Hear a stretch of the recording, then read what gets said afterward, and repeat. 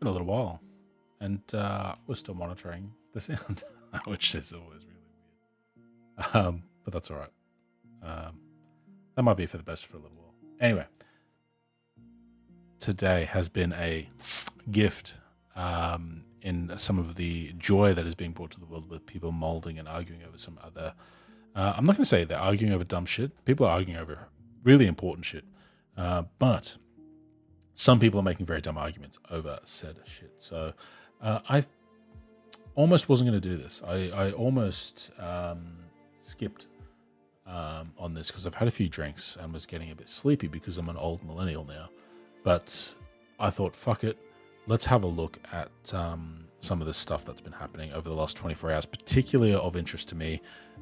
There was a Twitter thread that had one of those spicy takes on free speech that's being stirred up again with I guess, a combination of Andrew Tate being on Tucker Carlson and also the Mark Zuckerberg interview on Joe Rogan show. And I thought that'd be interesting to look at today. Hey, Doc, how's it going? These two stories, are they stories? They're interviews. These two pieces of dialogue, I think, are very closely connected. I haven't watched either of them yet because, hey, pre-watching is for suckers. But also I have some predictions already of how they're going to go. And I'm very curious to see how they pan out. So there's probably not a lot to predict with the Tucker Carlson and Andrew Tate interview because it's very obvious that what it's going to be is Andrew Tate complaining that he has lost his access to free speech because he can't access social media platforms while being platformed on one of the biggest platforms for speech in the Western world. Tucker Carlson is the most watched news anchor in America. Fox News is part of a platform of news outlets that is a massive empire owned by Rupert Murdoch and Lachlan Murdoch and spans UK, Australia, and America, among wherever else he's got his grubby little hands in. And yet we are about to listen to him complain about how his freedom of speech has been restricted because of big tech companies. That's my prediction for that. My prediction for what we'll look at potentially later in the Joe Rogan show is I've seen some tweets go around where they've quoted Mark Zuckerberg as saying that the FBI requested suppression of Hunter Biden laptop news on Facebook through the algorithm. And that's why for 7 days the story was not shared as much.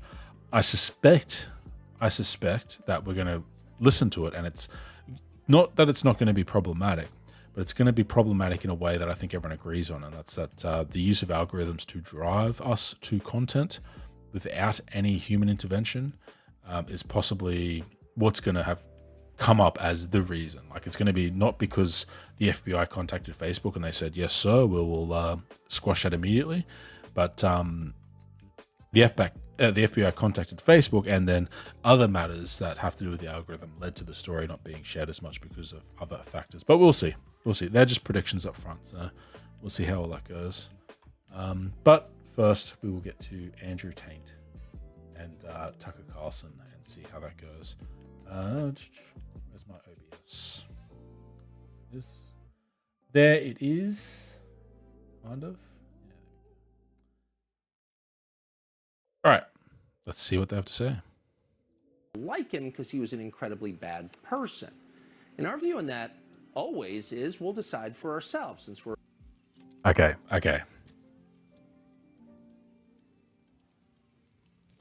Will Fox News decide whether or not the person who fled to, was it Romania, to avoid a police force that potentially was... Well, apparently he fled to Romania to get away from a police force that may be more likely to look into things like corruption and sex crimes. Now, let's remember, right, that one of the platforms of Fox News, particularly in America, is a lot of talk about how great the West is and how moral, upstanding, ethical, Christian American values are like the basis of a good society. They are working with, and I'm in no way against sex work, But the hypocrisy of them working with Andrew Tate, who made his fortune off like webcam girls, is like, it blows my mind, because he's the one that's out there doing the things that they will say in other news pieces are destroying society. But they're going to tell us how good Andrew Tate is based purely on the fact that he got cancelled, and ignore all his dodgy dealings in the past, including things like multiple partners.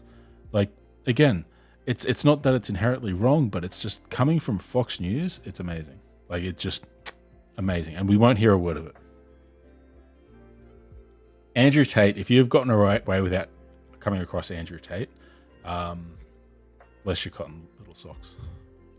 I'm perhaps a little terminally online, so I've seen this whole saga go from the start. We'll listen to anyone we want, and we'll come to any conclusion we care to come to about what that person is about.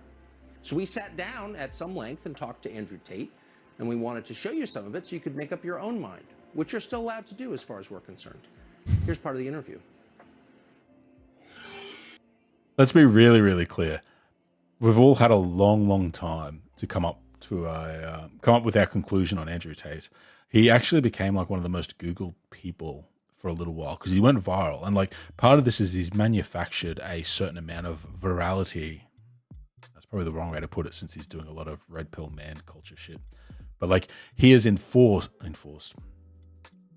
incentivized the sharing of his clips and his opinions by tying it to monetary income on his MLM scam, which is basically a Ponzi scheme where he gets people to join his Hustlers University, and they pay $50. And then for every person they get to join, they get a portion of that $50. And it sort of just pyramids out from there very clearly. And that's part of why he went viral, because part of the Hustlers University scam was to encourage people to share clips of Andrew Tate to help build your brand, but really you're just building Andrew Tate's brand, and to use that to drive traffic to your TikTok, to your Facebook, to your YouTube, to your Instagram with your affiliate link, so that you could get people to sign up to Hustlers University, so you could make bank while half the money, if not more, or whatever the percentage was all funneling up to Tate at the top. And because of that focused social media pressure, where they used algorithms to force popularity and become trending, that's how he got access to the platform that he had. That's potentially an abusive way to get to it. That's possibly taking advantage of the system in a way that should probably be looked at to become internet famous. Anyway, we'll see how much of that gets covered by Fox News. I always want to treat Fox News as a journalistic endeavor and to look at how balanced they're going to be. And at the best of times, Fox News is never that. And at the worst of times, i.e. the Tucker Carlson show, they do away with all that at all. So it becomes a bit pointless to try. I don't really feel like I've exposed anything. Like, I'm truly not a very political person. This is the first time someone's... He's not a political person, but his messaging for men is entirely around how to arrange your life with regards to your relationships with women. That is political. I hate the idea of people who will compartmentalize politics as if there's politics, there's sports, there's video games, there's art, there's movies. Like, that's not how politics works. Politics is the lens through which you analyze the interactions of all these things that we do. And so to say you're not political is, frankly, I think demonstrates that you don't know anything about politics. And I've had it said to me before that when I've sort of shared that opinion that, oh, well, you're just making politics such a broad category that it becomes meaningless, which still fundamentally misunderstands that politics is how you view the interactions. It's not the thing. You don't pick up a politics like you can pick up a sport. You use politics to go, well, that sport, how does that interact with our lifestyles? How does that interact with our well-being? How does that interact with our health? How does that interact with wealth and the economy? Like, that's what makes it political. In the same way that Andrew Tate, who tries to politicize masculinity and make it a thing that people need to strive for at the cost of femininity, particularly, women in particular. 100% a political action. Experienced this level of ban. I'm not particularly right-wing. I don't vote. I mean, I obviously have my own personal... He's not from America. He's not in the UK. Like I said, where is he? He's in... I forget where he is. He's somewhere. He's somewhere where like the point of him voting again doesn't make it. Humans are political at their core, I think, in the sense that we have all these beliefs that make up who we are, and it's very easy to forget about. Like, there's that meme, right, where gamers will complain that games are getting political these days, right? Oh no, there's a female character in Last of Us 2. Oh no, there's a lesbian in Last of Us 2. Like, why are games going woke? Why are they getting so political? But yet we've had warfare simulator games that have told the story of World War I and World War II for decades. They are explicitly political games, but because they don't conflict with what we believe, we just don't consider it to be political. But like it still is. It's just that it doesn't cause any friction to us internally to like compare that to our own held beliefs. And as soon as a game does, it's because it's political, not because all games are inherently political and they agree with some and disagree with others. It's views, but they didn't ban me for that. They banned me simply because I had large swaths of the population agreeing to very traditional masculine values. Right. Right.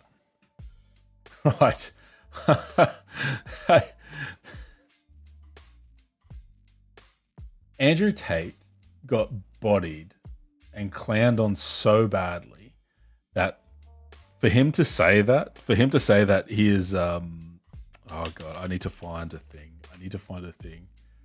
Oh my god. I can't, like, that is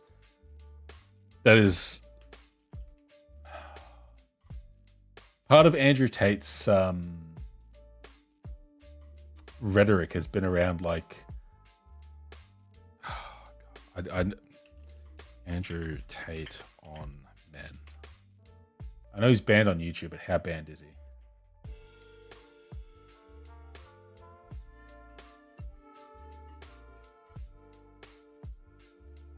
Oh god, there's a final message.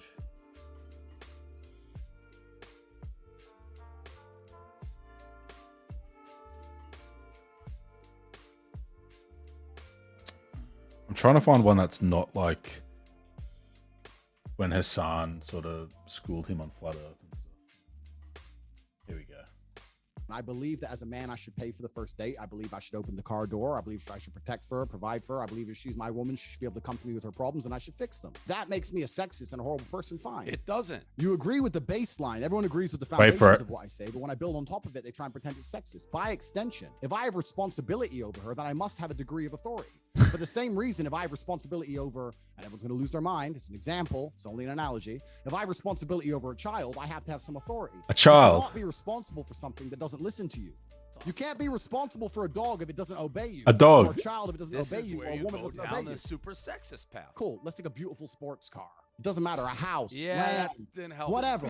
I didn't quite realize I was picking a video that was already a reaction video, but like, yeah, he just advocates for women to be treated like fucking tools.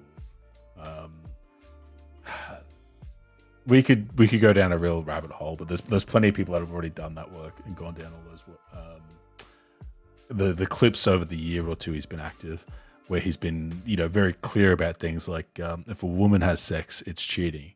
Like sex outside of the relationship, it's cheating. If a man does it, it's exercise. Like that's probably one of my favorites. But anyway, Teenage men and young men, 20, 22, 23, 24, were looking up to me and aspiring to be like me. I'm a very traditionally. It was 12-year-olds. It was like school children that were looking up to him because they don't know any better, and because he was abusing the childlike fantasy of being like a famous rich kickboxer megastar. It's masculine life. I have fast cars and a big house and a lot of money and a beautiful girlfriend, and they thought this was very, very threatening. And for some reason, they decided that it's better if they annihilate me from the internet and replace me with somebody who's more aligned with whatever they're trying to purport. Tell us what your message is to young men. Yeah, so I think that being a man is $5. He doesn't state that part of being a man is having authority over a woman like one would have authority over a dog. $5. We just saw that clip. I bet he doesn't phrase it that way on Tucker Carlson. very, very difficult. I think that men's issues are largely overlooked. The people in charge of the world pretend to care, but when somebody who's championing men's issues like myself comes forward and finally manages to garner huge percentiles of the public support, I'm silenced. So they're not really interested in men's issues. And there's a lot of young men growing up today that feel very disaffected. They feel invisible. The agendas that are being forced down their throats are not agendas they align with or they feel affinity to. Or already, Andrew Tate has stipulated that he is an icon for masculinity because he is successful, rich, has fast cars, and has a beautiful girlfriend. That, I think, is part of the reason men struggle with self-identity, masculinity, and loneliness, because they feel like they can't live up to those standards, those very rigid ideas of masculinity that Andrew Tate himself like advocates for. Like it's unreasonable to believe that every man is going to present like Tate presents. Every man is going to be the kickboxing fucking world. No, he wasn't a world champion, wasn't he? He just was relatively successful at kickboxing. Like not every man's going to be rich. Not every man's going to drive fast cars. But that's the image he puts out as masculinity, as if he is the only masculine role model in the world that's worth anything, which is completely ridiculous because like already like even if I just had to compare between him and Hassan, I'll take Hassan over him, hands down. Hey, Casey, yeah. I would say that Tucker is more of a scumbag based purely on the fact that Tucker Carlson maintains like a constant schedule and has not been as effectively removed from the discourse as hopefully Andrew Tate's about to be. Agendas they want. And I basically just say to men, look, it's a very hard life. You're going to need to get up, work hard, go to the gym. Strong body is a strong mind. See? You're going to have to reject listening blindly to everything you're told, reject the slave You have to stop listening to like data. mind. Think for yourself. Get a strong network of brothers. Work aside them. Don't tolerate low quality people in your life, which means don't tolerate men who just smoke drugs and play video games, or men who are disloyal. This is so funny because, like, what is it? Like a week ago, 2 weeks ago, he was doing the rounds on Twitch, hanging out with guys in their basement who are playing video games and, like, just trying to advertise to them to try and to coerce them to be part of his Hustlers University. And now he's going to sit here on Tucker Carlson and, like, pretend that he didn't do that. He didn't hang out with low quality people. Like, he's done the fucking rounds on every social media platform.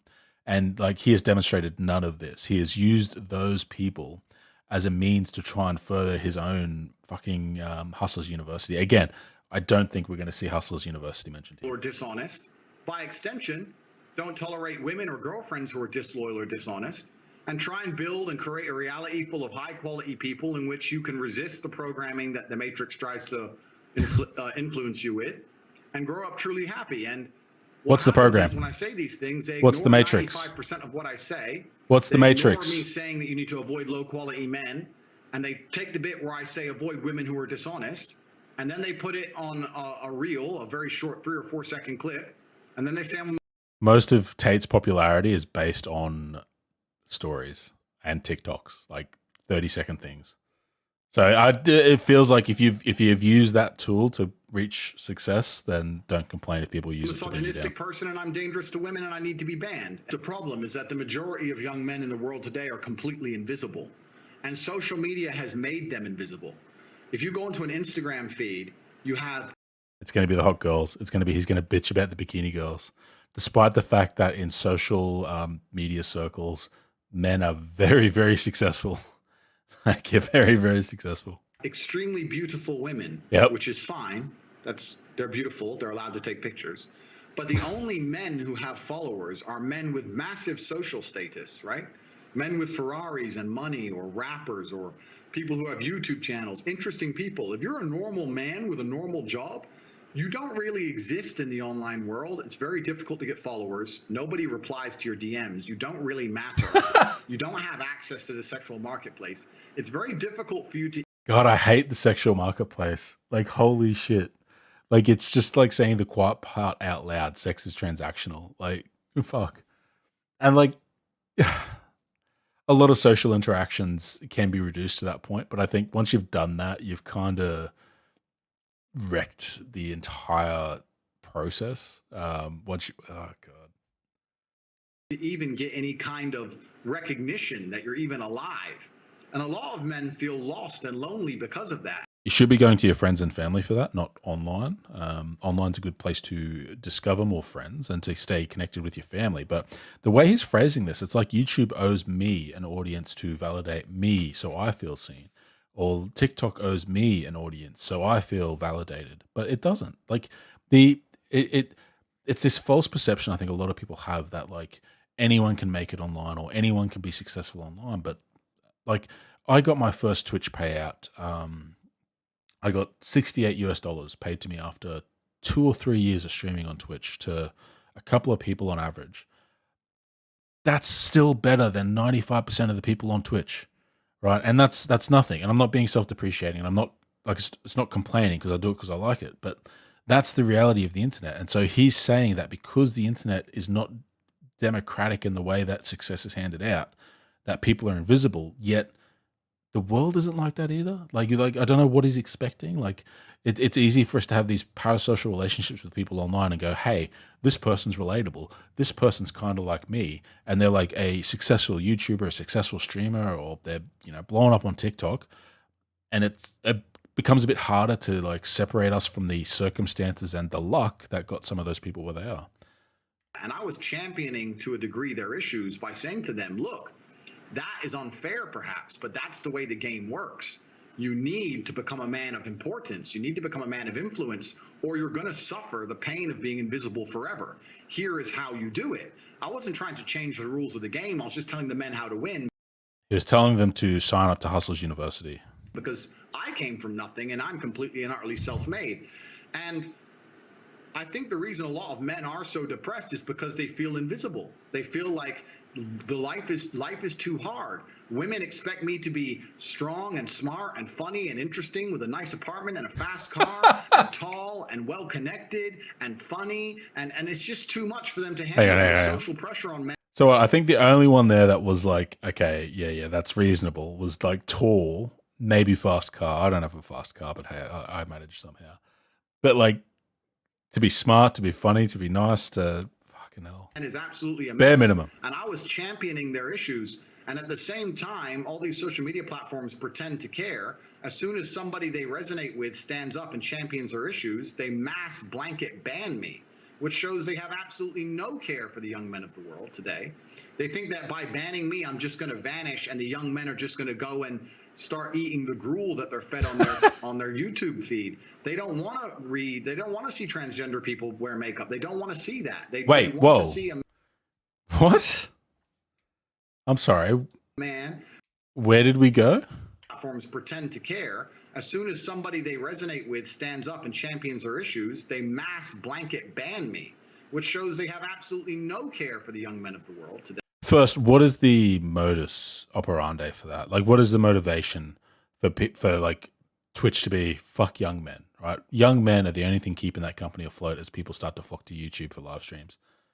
Like, that doesn't make any sense, right? Like, you need to back that up. Secondly, like, what fucking left turn are we about to make? They think that by banning me, I'm just going to vanish and the young men are just going to go and start eating the gruel that they're fed on their YouTube feed. They don't want to read. They don't want to see transgender people wear makeup. They don't want to see that. They want to see a man.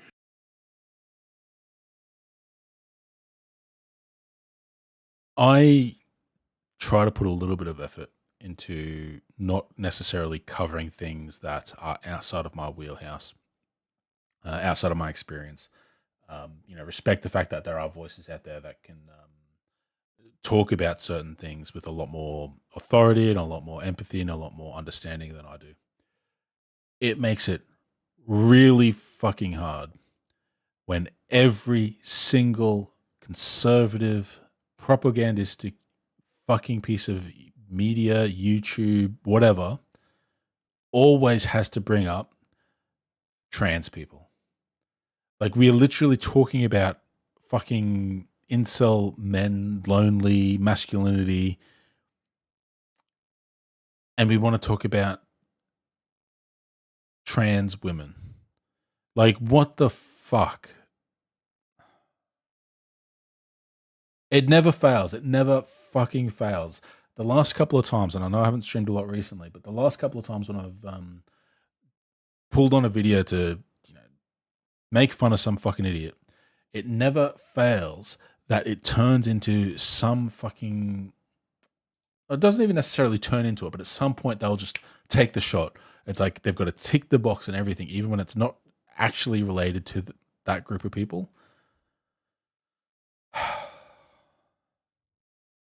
Who has a bunch of money and a nice life and some fast cars and is strong and is fast cars again. Put a counter up for fast cars. Something that large portions of the world still want to be. And YouTube and social media platforms obviously just don't like the idea of why? That. They want to get rid of me and why? try to replace me with something Tell me why. As far more malleable. Trying to create people which are more malleable and more easy to program and more easy to control. So news accounts in the United States say that the U.S. Embassy in Bucharest, Romania, that's where he is, to your misdeeds and alerted the local authorities sex who trafficking. might be committing human trafficking. Ooh, they're going there. Given that this is the same charge they leveled against Julian Assange or a species of it, skeptical, but I want to know the details. Were you arrested for human trafficking? What happened? Yeah, I was not arrested. So what happened is I suffered from a case of swatting. It's very popular with people who are large on the internet. Many large YouTubers have been swatted. It's where you call the police and you say somebody has a gun or there's a hostage situation and the SWAT team arrives. Somebody made a phone call to the most censored man on the world. No, that would be Alex Jones, I'm pretty sure. Not even true. At my house, the police arrived. And let me state this now. I state this openly to the world. Was he swatted? I didn't think he was swatted. swatted. For the police. I would hate to live in a country where if you call the police saying women are being held against their will, that the police don't respond. That would be terrible. Of course, they should come and look. Absolutely. They turned up. They investigated. They realized that nobody was in the house against their will. There was no crime committed. They said, okay, you're not a suspect, but you are a witness to this, along with me, my brother, the housekeeper, the gardener. Everybody who was in the premises at the time was labeled a witness. We had to go to the police station for 45 minutes for pieces of paper. We filled them in. So there's an article here from the 22nd of April, which is before all these bannings and shit happened. Sorry, 22nd, and updated on the 27th. Romanian police raided the home of prominent pro-Trump online pro-Trump. How do we know he's pro-Trump if he's never been political before? Is that another lie? As part of a human trafficking investigation, bringing new attention to Tate's lies to leading figures in the American MAGA movement. For the April 11 raid, Tate was best known kickboxer. That's right, he was booted off Big Brother for sexually assaulting a woman. Jesus Christ. And this is on Fox News, right? This is on the moral society is the core to success Fox News. They'll fucking work with anyone. They'll work with anyone if they get a sniff of big tech cancellations. Andrew Tate said 40% of the reason he moved to Romania was because Romanian police were less likely to pursue sexual assault allegations.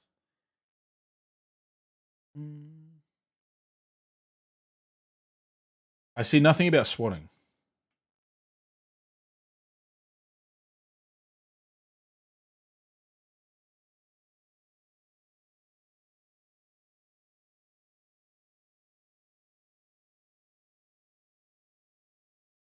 So he was under investigation and he got raided. There's nothing there that leads me to believe he was actually swatted.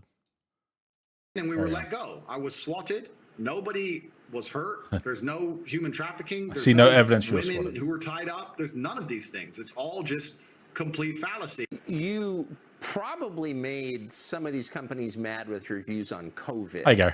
So sum up for us, if you would, what you think the response to COVID globally did to the populations of the West. Yeah, so I certainly made them mad with my views on COVID.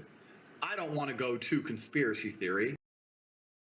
He's never been political before. They made it political. This is how we started this, and now we've gone from, the news article that listed that he's pro-Trump, so he has been political, and now we're going to get his views on COVID that apparently he's already shared, so fuck off. And I would also never kill myself. Let me just say that here for the record. But Okay. my views it's a Epstein I don't joke. want to go to conspiracy theory, and I would also never kill myself. Let me just say that here for the record. But at the time, Gary, you haven't come across the Andrew Tate discourse either? This is a this is someone that's been raided by the Romanian police for allegations of sex trafficking. He is a pro-Trump. He has been banned from Twitch, YouTube, TikTok, Instagram, Facebook. He thinks that women should be obedient like dogs. Stand-up guy. He made a lot of his fortune from running a cam girl business, which, like I said earlier, no shade on it, but let's remember he's on the morality-bound Fox News, and also ran a Ponzi scheme called Hustlers. Sorry. He ran a university which may or may not be a Ponzi scheme called Hustlers University, which was probably one of the catalysts to him gaining notoriety online. It's one of those, you sign up for $50, I'll tell you how to make money. You sign up, and then it tells you to go and get other people to sign up for $50, and you'll get a part of that money, and the rest will go to Andrew Tate, and then they keep doing it, and it sort of converges into like a point with three sides. And as a result of all that, his prominence that he gained over the last 6 months led him to be brutally mocked and roundly denounced by a large portion of the online communities. If you go on YouTube, Andrew Tate videos, you can find a lot of people that are basically ripping into him for his misogynistic and quite frankly stupid shithead level takes. And as a result of him being banned off all these platforms, Tucker Carlson has brought him on to talk to one of the biggest platforms in America about how Andrew Tate no longer has free speech on the biggest platform for speech in America, about how he has no speech that he is free to use on the biggest platform for speech, right? COVID, at the time of COVID first being announced, my brother and I we sat and had a very logical conversation. When I facetiously often talk about when COVID first came out, like as if it was released like a movie or something. But it's funny when he's trying to have a serious discussion about what his views on COVID was, that he sort of is using the same sort of language on Tucker Carlson. And we sat and said, we're two young fighting age males. If COVID can kill fighting us, age, then the world is over. It's zombie apocalypse time. So there's no logical. We may as well go out with a bang. He called this logical. I flew to Stockholm, Sweden. Now, I don't know if many people know this, but Sweden never closed down. Stockholm and Sweden never closed down, never made you wear masks, never mandated the vaccine. At the very beginning of COVID, when the rules were strictest, when Florida was still closed, when Miami was still closed, when the Republican states were still closed, Stockholm, Sweden was wide open with full nightclubs and a party scene like you've never seen.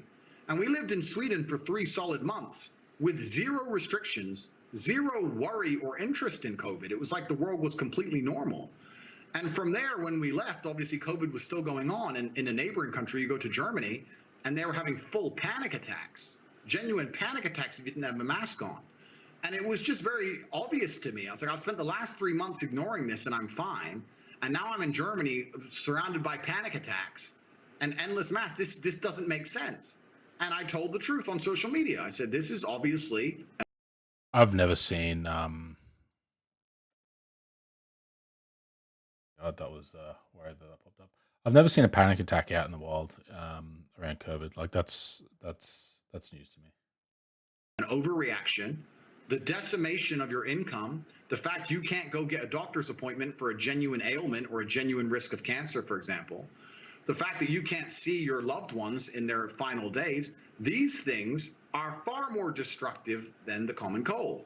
I think that what they're doing is unfair. I think it's a massive overreaction. And this is based on my personal experience. And I think... So this is based on his personal experience. One of the more viral interactions Tate had when he sort of blew up was with Hassan Abi, that sort of leftist Twitch streamer. And Hassan was like challenging him over his ideas on like women specifically. And the topic was on women drivers, right? Hassan was like, hey, come on. Like you've said that men are better drivers than women, but if you look at the data, it actually contradicts that. Like women are better drivers. They get in less accidents. They have less injuries. They cause less damage than men. And like Andrew Tate could not come across to the idea that the data might actually contradict his personal experience. So like we actually have it in sort of high definition, a discussion that proves that his opinion is meaningless because he's unable to moderate his opinion against data when that data is presented to him. He won't even actually look at the data. He'll say, I actually don't care about the data because my opinion is just as valid because that's my experience. And he rates that very highly and has sort of this mental block when it comes to actually interacting with the idea that what you see might not be the whole of an issue that you're talking about. So the fact that he's on here talking about coronavirus is kind of endemic to that. And it doesn't just happen on Fox News. It happens on pretty much any major news station where they will ask people who are grossly unqualified to talk about topics to give their opinion on topics and lend an immense amount of unwarranted value to their opinions. In this case, how many people are going to watch this and go, you know what, Andrew Tate, he's rich, he's got fast cars, he's got a beautiful girlfriend, and he said coronavirus was not as bad as the common cold. So I think at the time there was a lot of pushback, but I would like to think now that 99% of the world see I was totally right. You know, it's kind of that's funny, delusional. Tucker, That is delusion. That is delusional to think that 99% of people. Is that an act? Is it an act? Does Andrew Tate and people like him think that at this point in the coronavirus, can you say coronavirus on YouTube? I don't know.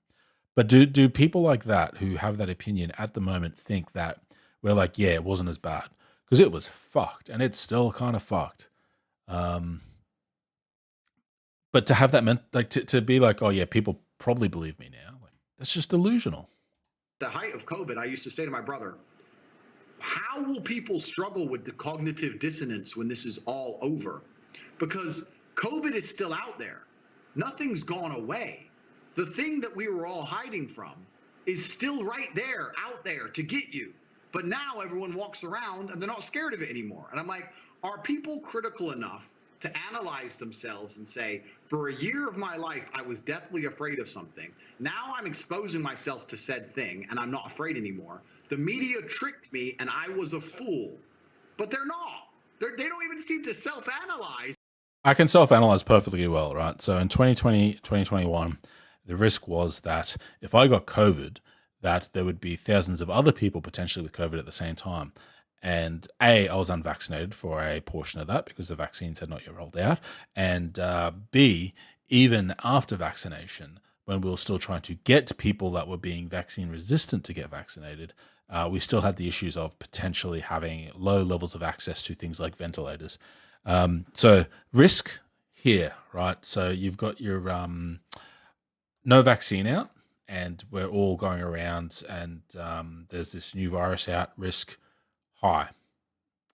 Vaccines start coming out, but we haven't hit a high level of vaccination rate.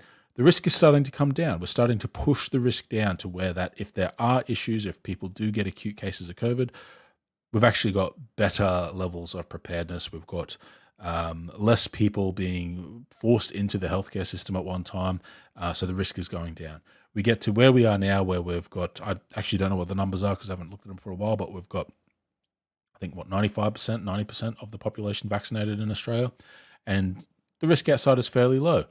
Still occasionally work from home at a 50% rate because we lower the risk when there's spikes. And I often make decisions to not go somewhere because I don't want to go get the potential to get COVID again. I already had COVID once. It was shit.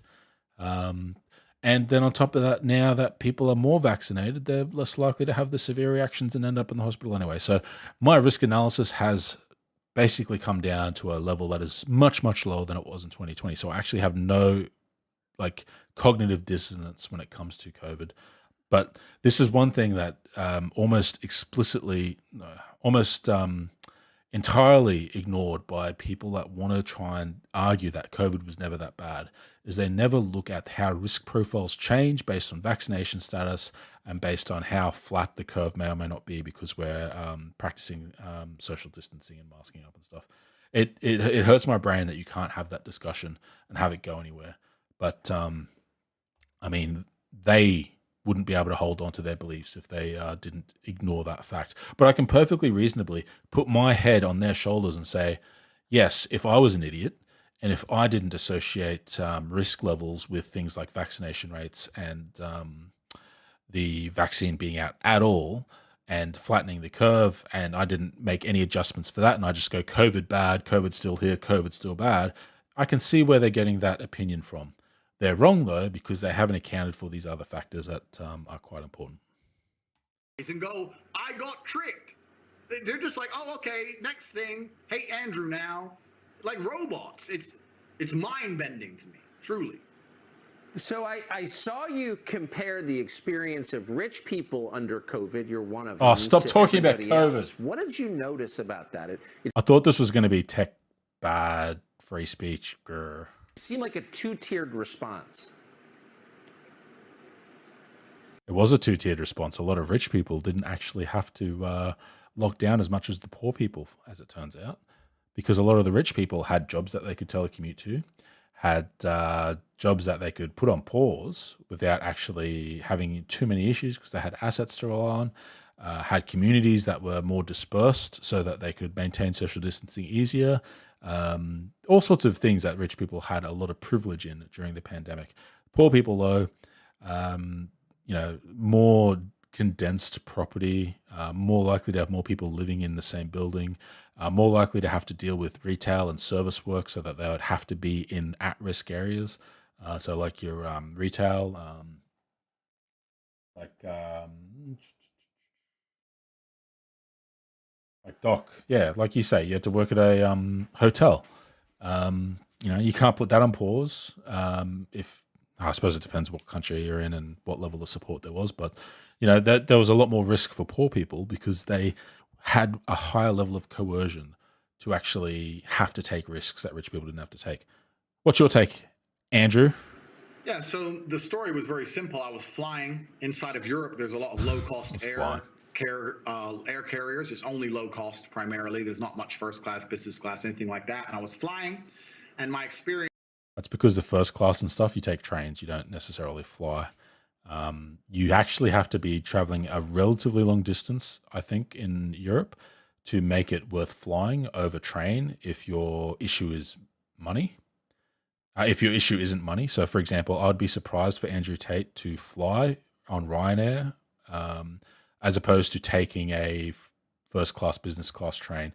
By the time you account for the travel from like the city to the airport and then checking in and then getting on the flight and stuff, you actually have to travel quite a long distance for it not to be quicker just to get on the train in the middle of Paris and get off the train in the middle of Rome, if you know what I mean. So already that's not checking out. By endless paperwork, wearing a mask, put the mask over your nose. Every time you eat, you have to put the mask on in between. Yes, wear the mask. I got told off for not having the mask up high enough. Yes, that's all wearing the mask. Drinking too long because my mask wasn't on. Yes, pure wear a panic mask. and chaos. And because I'm fortunate enough to be fiscally secure, from there I decided I'll just buy private jets from now on. Fucking rich people. Oh God, was that it? Wait, that's an advertisement? What the fuck is this? It comes hard and fast. You lose your Facebook, then your Instagram, then your Gmail, then your Discord, then your website hosting, then your domain name, then your payment processor, then your bank. Then it's just like in real time, you're watching your phone and there is no way he doesn't have a Gmail. There's no way he doesn't have access to his bank. There is no way that he can't find a domain to serve his content. There are too many examples of people who have access to these things that are on a different league to Andrew. Apps just exploding. Boom, boom, boom. It's crazy. Andrew Tate, you don't have to agree with everything a man says to believe he has a right to speak in public, and we do believe that. No one gets to tell you who you can watch. No one gets to tell you what you have to think. Do people get to tell me what is on my screen though? Do people get to tell YouTube who they have to put on their platform? Do people get to tell TikTok that yes, this person has to be part of your algorithm? I can never get past this. I don't have the privilege that Andrew Tate lost. My voice is no more Andrew Tate still has a greater capacity to level his speech to affect change in the world than I do. He is banned off YouTube. He is banned off Twitch. He is banned off TikTok. He's banned off Instagram. Yes, he's banned off those platforms. He still has greater access to free speech than the vast majority of people on this planet. And it is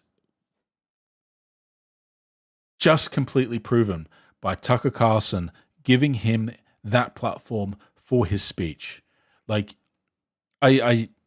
it's what? How do they deal with the cognitive dissonance, as Tate was saying? Like, to complain that Andrew Tate has no longer got the right to be heard when he is literally being heard by millions of people at this one time. I will never be heard by as many people in my entire life as what Andrew Tate will be heard on this one interview. And yet we want to look at that and go, oh, poor Andrew Tate. I'm sorry. That is bullshit. No one gets to tell you who you have to hate.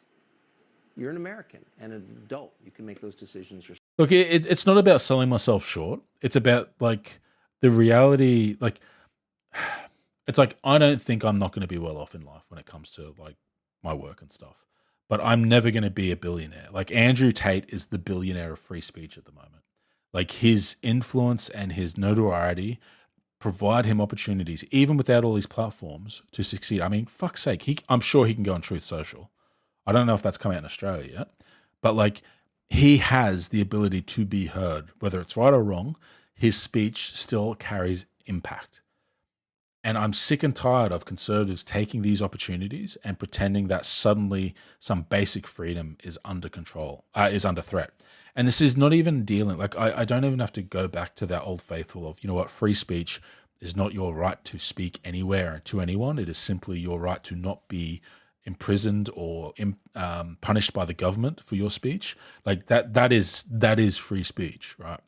But I understand that the social contract that people want to try and enact is that free speech is available to anyone, not just outside of freedom of punishment for the government, but your right to say things without being silenced. The issue comes when we start to then argue about and to discuss, okay, well, what does it mean to be silenced, right? Does it mean to be silenced when you can't say something on YouTube? Does it mean you're silenced when, if you say something, someone threatens you with violence? Like, where is that line? And I'm pretty consistently finding myself where the line is not where you don't have a YouTube channel. Like, that is not losing your right to speech, because people don't have the right to that platform in the first place. Like, people don't have, like, the ability for that to be an impactful avenue of free speech. So why is it a right for someone that is rich and has means, but not a right for someone that is poor and has no cachet when it comes to the social scene? And people might try and say, oh, well, it's just because that your ideas aren't any good and the market is deciding, and, you know, that's just what happens. But Andrew Tate, the market, no. Andrew Tate put money into this. Andrew Tate created a fucking pyramid scheme and used that to abuse his way to the top using the algorithm. So I'm not sad that that abuse has led to him being banned, because, frankly, if he had kept it a bit lower, if he had hidden his power level just a little bit, he'd be fine. He'd be cruising on. He would be able to, like, grift away, like a lot of other people on YouTube have managed to grift away for years and decades in some cases, without having this all catch up to him. But the problem is he just was too stupid to do it. Come on, finish up, Tucker.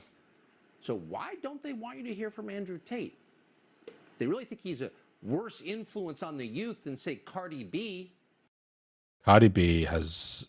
Okay, I don't know anything about Cardi B.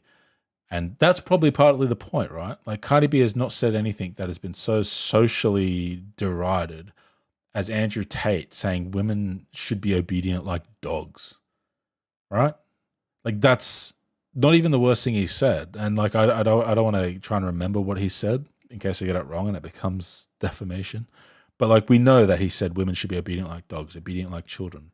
Like, yeah, I don't want that on a platform. What about the kids? What about the children? Is that what we want children learning? Do we want little boys learning to treat little girls like dogs?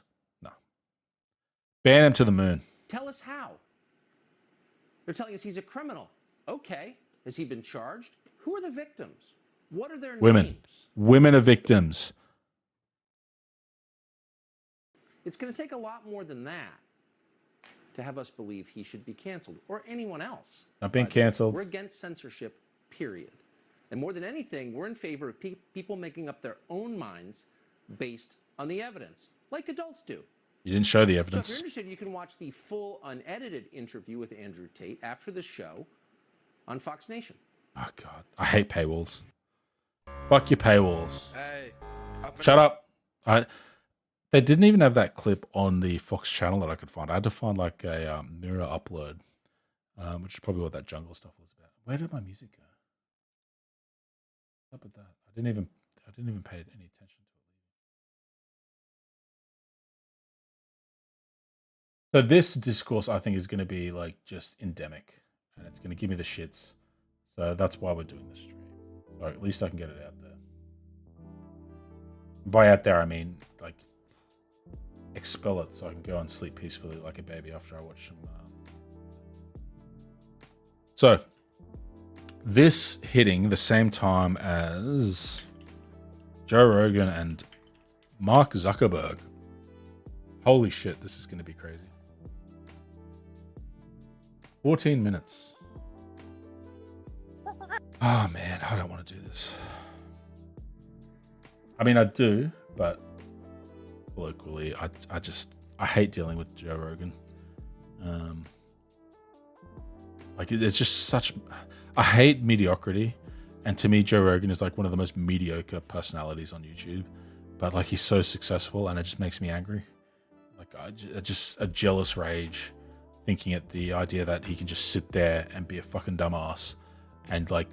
Again, it's the same issue. Millions of people listen to him. Like his speech will be more valuable than almost anyone else's speeches in the world. Yet he's going to sit up here and pretend that big tech is an issue when the issue is the disparity with which people have access to platforms. The Joe Rogan experience. When we take down something that we're not supposed to, I mean that is like. I mean that's the worst. I mean how that's do you like discern? Like how say like these Christian Facebook pages. I don't know how they found out that 19 of 20 were fake, but if someone just says I am Bob Smith and they post as Bob Smith and they have a photograph but really what they're doing is trying to talk shit about Joe Biden and get people to vote Republican in the midterms. Like how do you know whether someone's real or not? Like this is the big argument with Elon and Twitter, because Elon asked Twitter, like, what percentage of your website is filled with bots? And they say 5%. And he says, I don't believe you. I think it's higher. And let's find out how you've come to this conclusion. Yeah. And, you know, I believe they said that they just took 100 random Twitter pages and looked at the interaction, and there's some sort of an algorithm they applied to it. But how do you discern? Yeah, so I mean, that's why my knob is controlling my music. I think estimating the overall. Wait, why is it changing? I've got a knob on my keyboard and it plays and pauses YouTube. But since I've got YouTube playing music, I probably can't do that. Prevalence is. But yeah, no, I don't believe that Twitter used 100 Twitter pages to determine the percentage of bots in response to Elon Musk over their whatever the fuck size that deal was. I do not believe that. You discern. Yeah, so I mean, I think estimating the overall prevalence is one thing, but I think that the question of looking at a page and is this page authentic? God, he looks like Uncanny Valley. A bunch of signals around that. One of the things that we try to do is for large pages, we try to make sure that we know who the admin of that page is. We don't necessarily, if you should be able to run an anonymous page, you don't necessarily need to out yourself and say who you are running it, but we want to make sure that we sort of have like an identity for that person on file, so that way we know, like at least behind the scenes, that person is real. For certain political things, I think having a sense of. Funnily enough, I do have a Facebook page. It's got nothing to do with my YouTube or Twitter or anything. It's my personal one that I use for family and stuff. And I say use for family and friends, but like it's the one that I made in like 2007 or something. I was working at Harvey Norman, and someone was like, "Come into the back room, make your Facebook page, and we'll see who knows who and all this sort of stuff." And at some point, I got contacted by someone in America who was like, "Hey, are you a relative? Because we've got the same last name." And I'm like, "Whoa, well, okay, I got no idea who you are. I've got no reason to believe there's family of mine in America." and I changed my name. So my name on my Facebook, which is a personal page, not like a business page or anything, it is a pseudonym. It is a obvious pseudonym. I won't say what the pseudonym is, but anyone could look at that and go, "That's not a name. Like that's someone with a pretend name," which is technically against the terms of Facebook. My personal account, which is now 15 years old or something, could be deleted off Facebook because of terms and service. I don't know. It just seems interesting. What country they're originating from? I mean, some of that you can do just by looking at where their server traffic comes from. Like, is the IP address coming from Romania, or Andrew Tate, Romania? Because if it's like an That's a ad weird. in some other countries, That is a weird one to bring up. And like you'd think Mark Zuckerberg would be across that, particularly since Andrew Tate had recently been banned. election, then you probably want to make sure that that ad is especially in countries that have laws around that, are coming from someone who's a valid citizen, or like at least in that place. So there's a bunch of, I think, I don't know, one theme in my worldview around this stuff, and when it gets to some of the stuff that we talked about before, is like, I don't think that this stuff is black and white, or that you're ever going to have like a perfect AI system. I think it's all trade-offs all the way down, right? And he's not saying much, is he? You could build a system, and you can either be overly aggressive and capture a higher percent of the bad guys, but then also by accident take out some number of good guys, or you could be a little more lenient and say, okay, no, the cost of taking out any number of good guys is too high, so we're going to tolerate having just a little bit more more bad guys on the system. These are values questions, right? Around what do you value more, and those are super tricky questions. And part of what I've struggled with around this is I didn't get into this to basically judge those things. I got into this to design technology that helps people connect, right? I do love like someone that's being like, I got into social media not to try to understand how social media can be abused, just for the cool stuff, just for the toys, just for the metaverse, right? Like, I can empathize a little. It's kind of like when you're in customer service and you say, this job would be fantastic if it wasn't for the customers, but yeah. Right. It's like, and like, I mean, you could probably tell when we spent the first hour talking about the metaverse and the future of basically building this whole technology roadmap to basically give people this realistic sense of presence. It's like, get laid. That's what I'm here to do, right? Never gotten laid off Facebook. So this whole thing that's like arbitrating what is okay and what is not, I obviously have to be involved in that, because this is at some level, I run the company, and I can't just abdicate that. But I also don't think that as a matter of governance, you want all of that decision making vested in one individual. So I think one of the things that no shit, no fucking shit. Oh my god.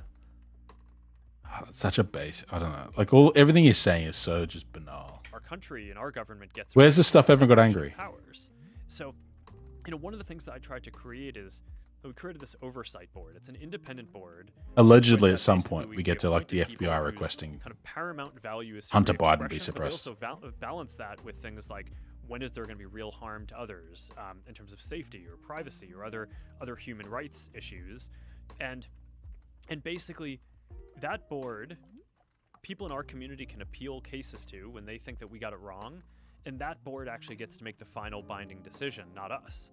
So, in a way, I actually think that is a more legitimate. What does he mean by us? Than having just a team internally that makes these decisions, or maybe some of them go up to me, although I don't spend a ton of my time on this on a day-to-day basis.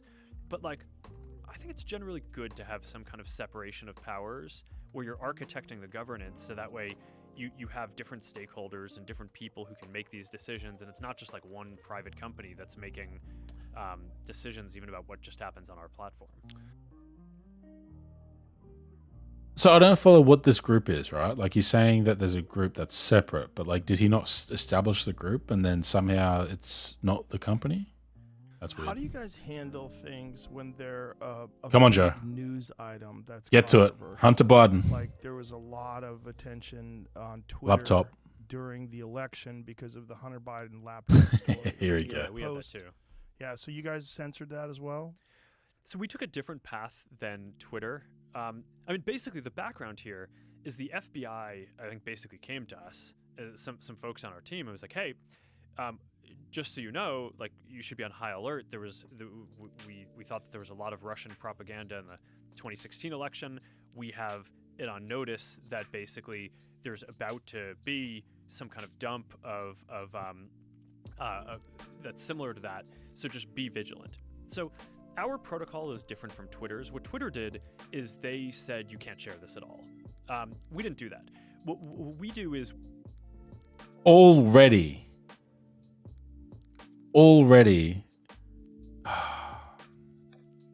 So the only foreknowledge I've got of this is what I've seen on Twitter. And what I've seen on Twitter is that Facebook has confirmed that they suppressed the Hunter Biden laptop story because of a request from the FBI.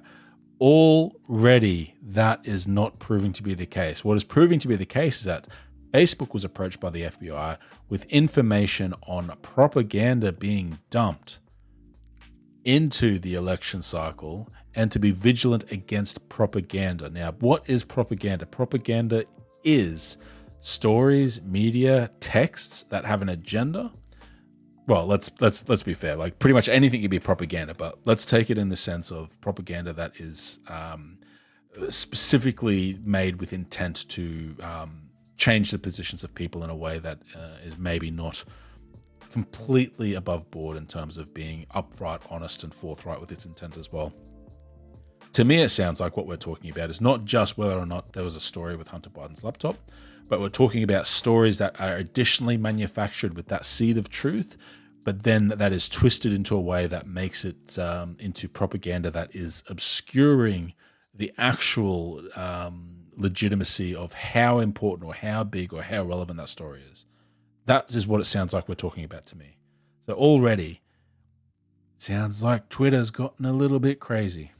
We have, if something is reported to us as potentially misinformation, important misinformation, we also have this third-party fact-checking program because we don't want to be deciding what's true and false. And for I think it was 5 or 7 days when it was basically being determined whether it was false, the distribution on Facebook was decreased, but people were still allowed to share it. So you could still share it, you could still consume it. So when you say the distribution is decreased, it got shared. How does that work? It basically, the ranking in newsfeed was a little bit less. So fewer people saw it than would have otherwise. So it definitely... By what percentage? I don't know off the top of my head, but it's meaningful. But I mean, basically a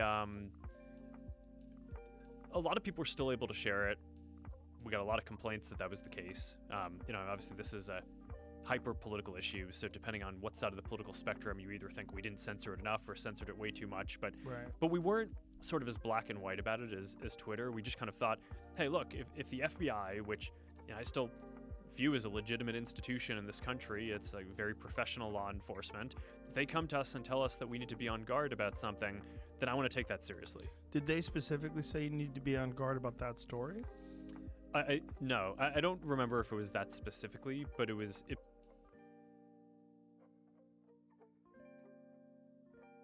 bit less.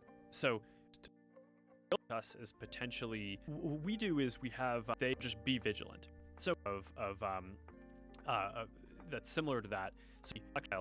So you guys censored that as well? So we took a different path than Twitter. I mean, basically the background here is the FBI, I think, basically came to us, some folks on our team, and was like, hey, just so you know, like, you should be on high alert. We thought that there was a lot of Russian propaganda in the 2016 election. We have it on notice that basically there's about to be some kind of dump of that's similar to that. So just be vigilant. So our protocol is different from Twitter's. What Twitter did is they said you can't share it. So it's not about the vanilla story. It's about whether or not that story was being used as a wedge issue for other propaganda to influence the election and to be worried about that. That's what I'm hearing. To be bullshit. That's a real quarterbacking, I should say. Because in the moment, you had reason to believe, based on the FBI talking to you, that it wasn't real. And that there was going to be some propaganda. So what? He's gone back to it. Yeah. And then if you just let it get out there, and what if it changes the election and it turns out to be bullshit? That's a real problem. And I would imagine that those kind of decisions are the most difficult. The decisions of like what is allowed and what is not allowed. Yeah. I mean, what would you do in that situation? I don't know what I would do. I would have to like really thoroughly. Well, first of all, you're dealing with the New York Post, which is one of the oldest newspapers in the country. So I would say I would want to talk to someone from the New York Post, and I would say, how did you come up with this data? Like, where are you getting the information from? How do you know whether or not this is correct?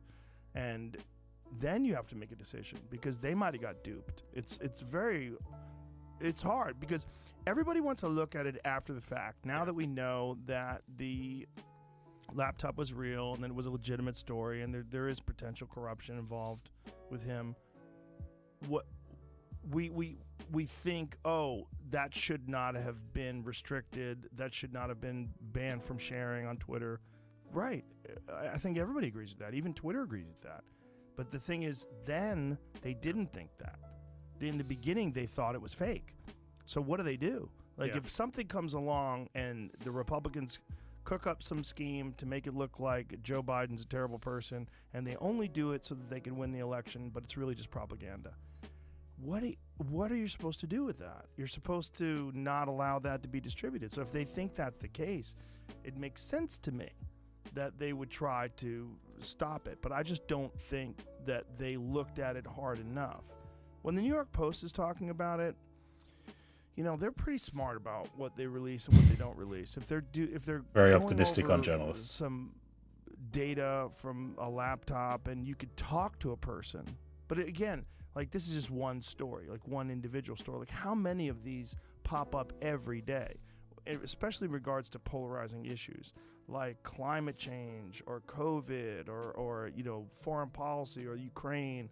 Anytime there's like a really controversial issue where some people think that it's imperative that you take a very specific stance and you can't have the other stance. Mm-hmm. Like those moments on social media, those trouble a lot of people because they don't know why certain things get censored or certain things get promoted.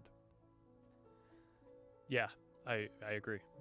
To be in your spot, and one of the things that I really wanted to talk to you about is this, because like to be in your spot must be insanely difficult. To have, no matter what decision you make, you're going to have a giant chunk of people that are upset at you. And there might be a right way to handle it, but I don't know what the fuck right way is. Well, I think the right way is to establish principles for governance that try to be balanced and not you've probably gotten through all of it. Too centralized. Because I think that it's hard for people to accept that like some team at Meta or that I personally am making all these decisions. And I think people should be skeptical about so much concentration around that. So that's why a lot of the innovation that I've tried to push for fuck, he's such a tech bro. Innovation is around things like establishing this oversight board. So that way you have people who are luminaries around expression. That is not innovation, right? A governance board with decentralized decision making to ensure ethical outcomes is not new. Maybe it's new to him. I don't know. From all over the world, but also in the U.S. You know, I mean, folks like Michael McConnell, who's a Stanford professor, who's like, who is I forget which Republican president appointed him, but I mean, he was, I think, going to be considered for the Supreme Court at some point. I mean, he's a very very prominent and kind of celebrated free expression advocate, and he helped me set the thing up. And I think like setting up forms of governance around that are independent of us, that basically get the final say on a bunch of these decisions, and that's a step in the right direction. I mean, in the Hunter Biden case that you talked about before, I don't want our company to decide what's misinformation and what's not. So when we work with third parties and basically let different organizations do that. Now, I mean, then you have the question of, are those organizations biased or not? And that's a very difficult question. But at least we're not the ones who are basically sitting here deciding. We're not the Ministry of Truth for the world that's deciding whether everything is true. 1984. Or not. So I'd say this is not a solved problem. Controversies aren't going away. I think that it is interesting that the U.S. Is actually more polarized than most other countries. So I think sitting in the U.S., it's easy to extrapolate and say, hey, it probably feels this way around the whole world. And from the social science research that I've seen, that's not actually the case. There's a bunch of countries where social media is just as prominent. All right. Doesn't sound like he's going to say anything else in that time. That is not the distinct impression I got from the tweets that were related about that. So the tweets seem to suggest that Facebook was asked to censor the Hunter Biden story, and they did it. But it looks to be more accurately described as they were warned that there might be propaganda relating to that, and to be vigilant, and then they were vigilant about that and didn't necessarily censor it so much as slow it down, which is still tricky. Like, it still could be the wrong decision, right? You, like, take away that specific story, and I think it is correct that there is no easy answer for that at the moment. Like, you could quite easily go, well, what if it was the opposite, right? What if it was a Trump story that was being suppressed? Like, the sides would probably flip, to be honest. But this is where I think social media is something that is reliant on media literacy of people, right? I don't know how we can have social media where we can have like people who are influencers like Joe Rogan, like Ben Shapiro, like Sam Cedar, like, people who will, present their ideology, present their views on news, and do it in ways that are often very persuasive and very engaging. And for people to be able to have that content available to them and not be prone to misinformation without developing their own set of skills to be able to identify misinformation and stuff. Naturally, I assume that, like, out of those people I've mentioned, that if you had higher level cognitive abilities when it comes to looking at media, that you would tend to go, Sam Cedar, good. Everyone else, not so bad. Not so good, sorry. But that's really tough, because that's a little bit arrogant to sort of say people should know that, because a lot of people grew up without having to deal with this stuff or without having to think about it. And it's a little bit scary, but it's definitely not what I saw on Twitter. Where was it? It was fucking Seanhead.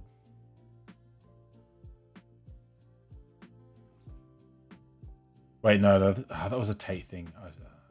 There was a clip about someone describing or discussing Andrew Tate. I probably should have brought it up in the last one. That Joe Rogan was a bit of a bust, that particular one.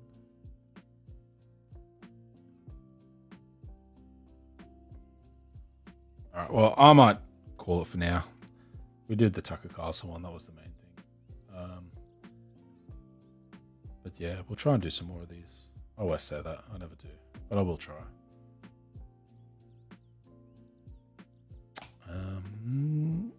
What is it? Shit, yeah, it's 11:30. I'm going to go to bed. Thanks for dropping in, those of you that dropped in. I very much appreciate it. I still need to find my footing here. We'll get there. We'll figure it out. But, I think because I had that chat with Javier, I don't know how to say it. It's not a common name in Australia. That was a good chat, and it sort of got me the itch to do a bit more. And I still haven't found the footing doing it solo. I don't know. Maybe I need a partner in crime or something. It's hard to say. But peace out, everybody.